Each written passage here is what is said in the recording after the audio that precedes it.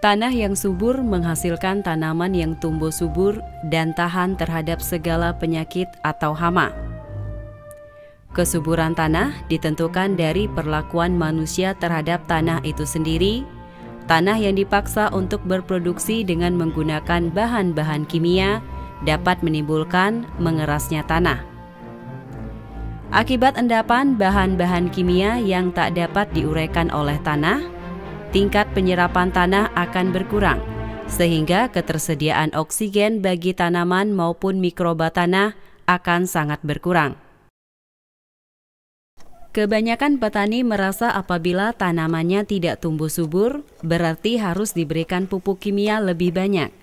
Hal ini menyebabkan hasil panennya terus menurun dan harus diganti dengan pupuk kimia lainnya yang lebih canggih. Tanah semakin mengeras dan tidak dapat berproduksi dengan baik. Sudah saatnya kita beralih ke bahan-bahan alami yang tersedia di sekitar kita, tanpa harus membelinya dan membuat produktivitas tanah meningkat. Hampir semua masalah kekurangan unsur hara tanah dapat diatasi dengan menggunakan kompos padat, kompos cair, dan mulsa. Tidak semua unsur hara ini terdapat dalam tanah, sehingga kita perlu menambahkannya sesuai dengan porsi yang tepat. Kandungan kompos memiliki unsur hara yang dibutuhkan tanah.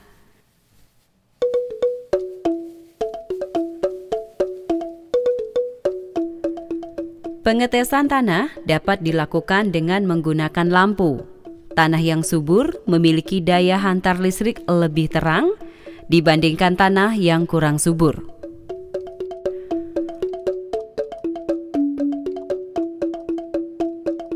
Mol atau mikroorganisme lokal adalah bahan organik untuk mempercepat proses pengomposan.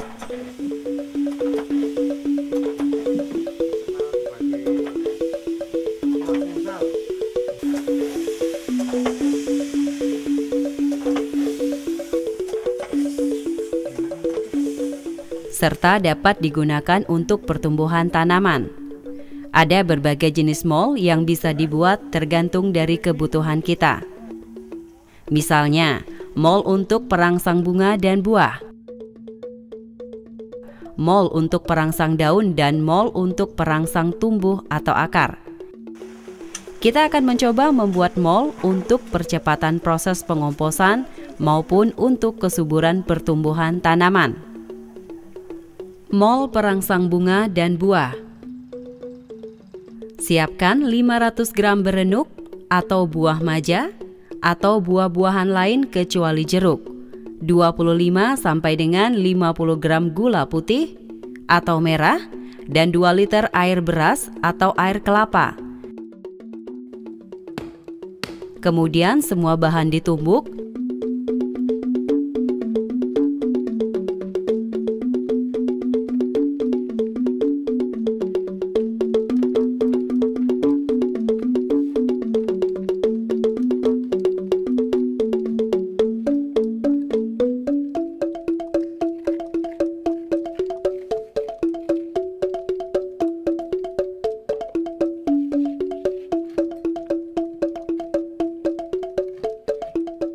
Apabila sudah halus, masukkan ke dalam jerigen.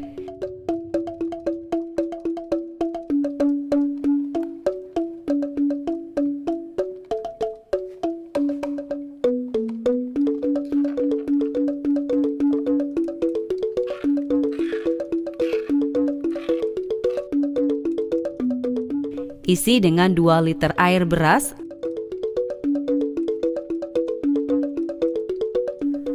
Masukkan selang air dan tutup dengan rapat jerigen. Ujung selang yang satunya dicelupkan di dalam botol plastik yang sudah terisi air dan tutup dengan rapat. Posisi selang jerigen ramuan berada di atas permukaan campuran dan selang yang terisi air berada di dalam air.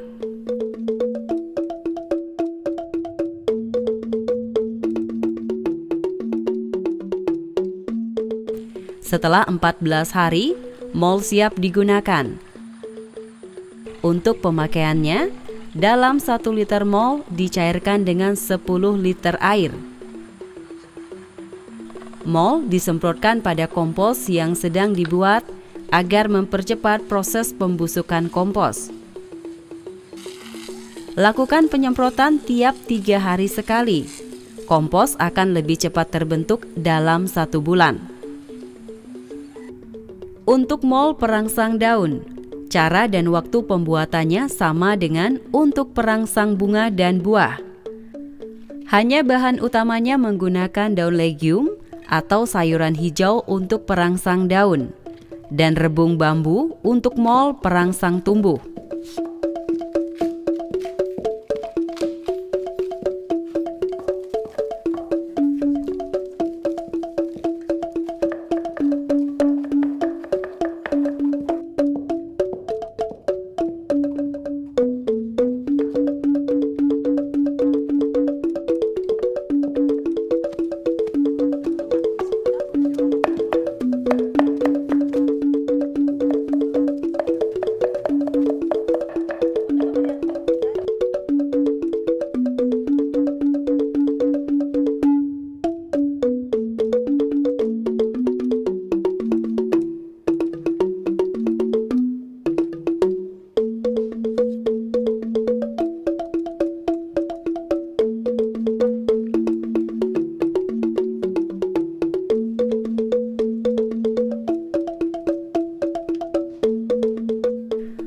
Mol sistem ires atau rebus untuk NPK. Siapkan terasi sebanyak 1 ons, ikan asin busuk 1 ons, dedak atau bekatul 500 gram, air kelapa atau air beras atau cuka kawung 1 liter, gula pasir 1 ons, kotoran hewan 500 gram, dan air bersih 1 liter. Terasi, ikan asin, dan dedak direbus dengan air beras sampai hancur.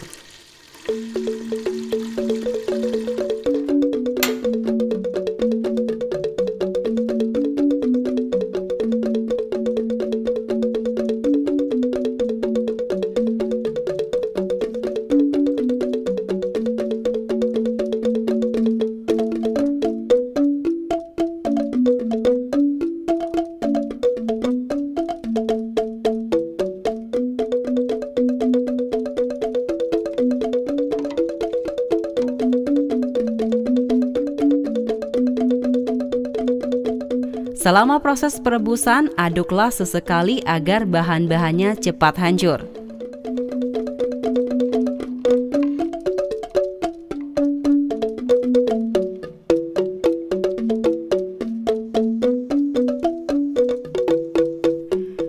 Setelah semua bahan hancur, masukkan ke dalam jolang.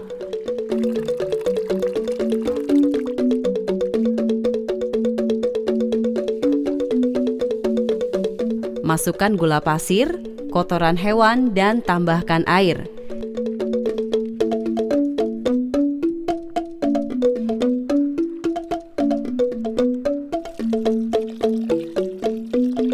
Kemudian diaduk-aduk agar merata. Diamkan campuran ini selama 9 hari.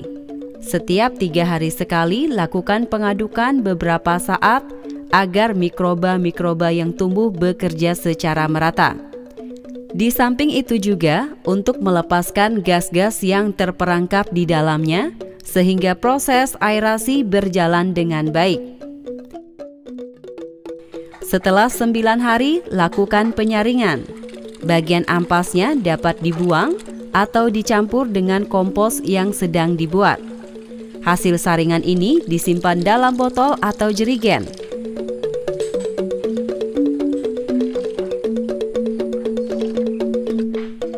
Untuk pemakaiannya, dalam 1 liter mol dicairkan dengan 10 liter air. Semprotkan pada kompos yang kita buat agar mempercepat proses pembusukan kompos tiap 3 hari sekali. Kompos akan lebih cepat terbentuk dalam 1 bulan. Apabila ingin digunakan untuk tanaman, maka mol disemprotkan langsung ke tanaman untuk pertumbuhan yang lebih baik. Kompos memiliki bahan-bahan organik yang terurai dan menjadi sumber utama unsur hara yang dibutuhkan tanah. Kompos mengandung sebagian besar karbon, sedikit nitrogen, serta unsur mineral dan biota tanah. Kompos sebagai bahan dasar utama sebelum mulai menanam di bedeng dan saat menanam tanaman. Kompos padat dapat dibedakan melalui proses pembuatannya, yaitu kompos aerob yang membutuhkan sirkulasi udara seperti di atas permukaan tanah atau di dalam lubang tanah terbuka. Kompos anaerob yang tidak membutuhkan udara langsung seperti pada biopori. Dan kompos cacing yang diambil adalah air kencing cacing, sangat bagus untuk pertumbuhan tanaman. Kompos yang akan kita buat saat ini adalah kompos padat aerob. Pembuatan kompos padat dibuat di kotak kompos atau menggunakan komposter dari bahan bambu atau kayu atau tangki komposter. Siapkan bahan-bahan segar yang mengandung unsur nitrogen seperti dedaunan, sayuran bekas, buah bekas, dan kotoran hewan sebanyak 1/3 dari jumlah kompos yang akan kita buat.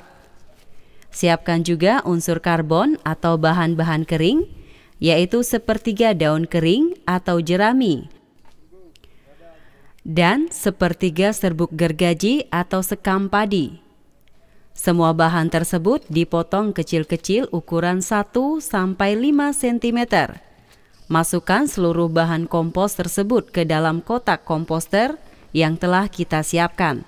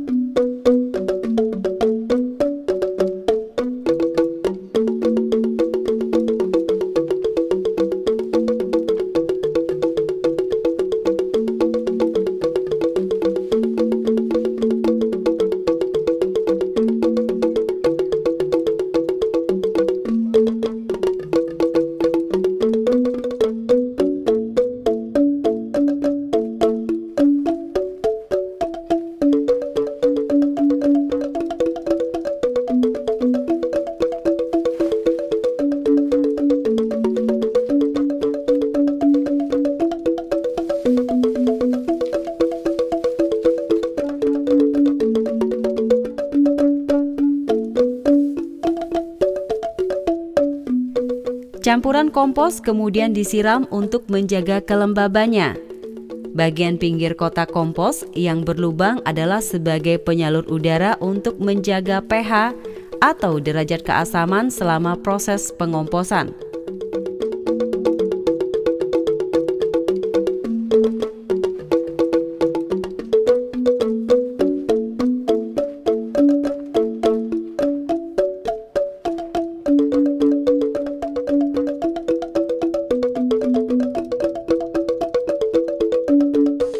Setelah 1 hari, suhu dalam tumpukan kompos akan meningkat hingga 65 derajat Celcius. Pada suhu ini, bakteri patogen atau bakteri yang merugikan, jamur dan gulma akan hilang. Setelah 3 hari, balikkan kompos bagian atas dibawa ke bawah dan yang bawah di bagian atas untuk menurunkan suhu sekitar 45-60 derajat Celcius. dan kelembaban 40 sampai dengan 50%.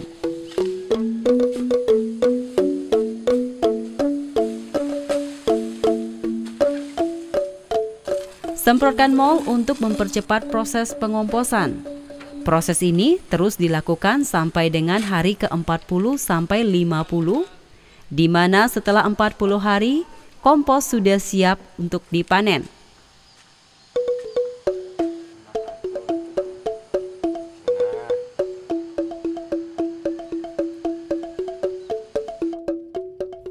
Lakukan pengayakan terhadap kompos yang sudah jadi.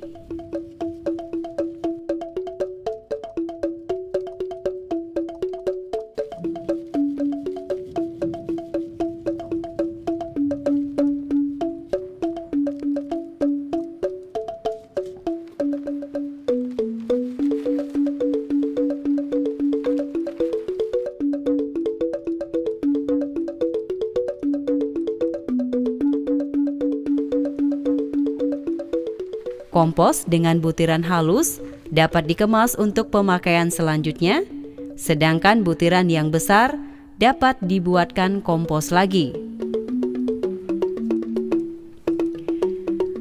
Kompos siap digunakan di kebun. Gunakan 2 genggam penuh untuk mulai penanaman bibit.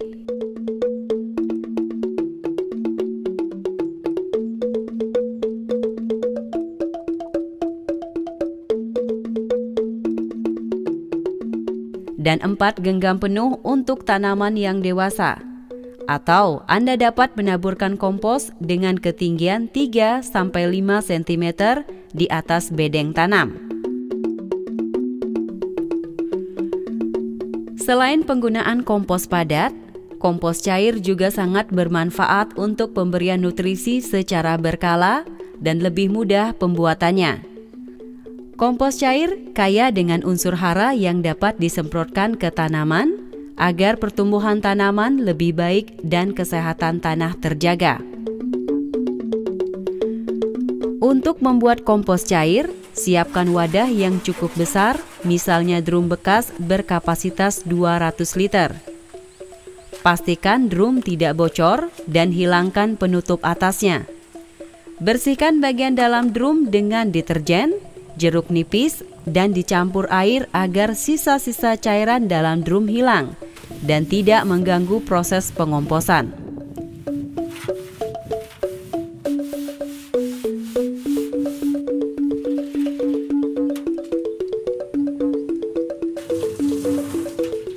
Keringkan drum selama 2-3 hari di bawah terik matahari. Setelah drum kering, masukkan kotoran hewan setinggi 1/3 drum.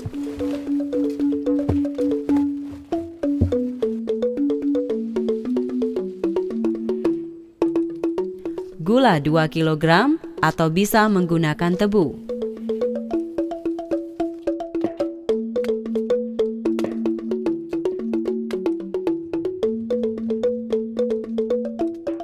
Daun-daunan hijau 2 kg.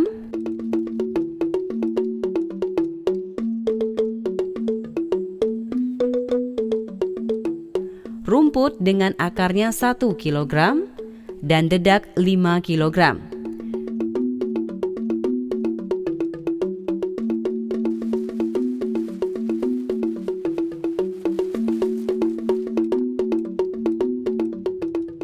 Tambahkan air hingga 2/3 tinggi drum atau 125-150 liter. Aduklah campuran tersebut hingga merata.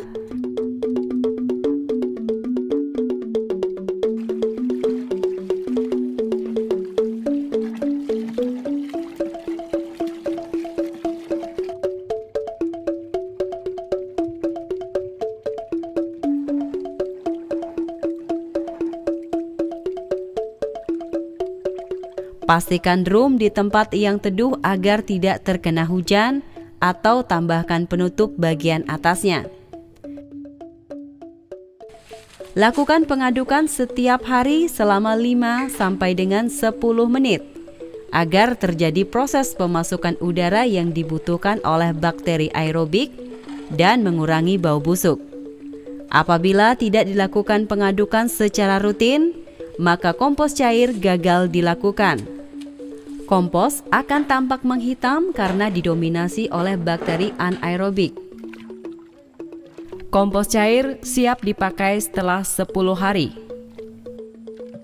Untuk sayuran dan bibit, takarannya adalah 1 bagian kompos cair ditambahkan 20 bagian air.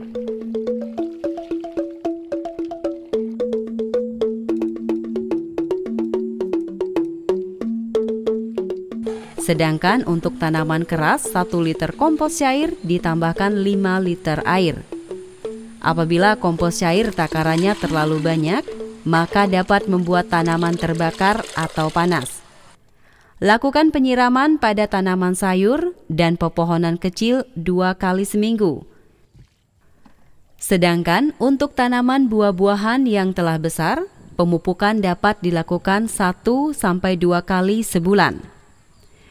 Apabila kompos cair hampir habis, tambahkan kembali bahan-bahan organik dan lakukan pengadukan setiap hari.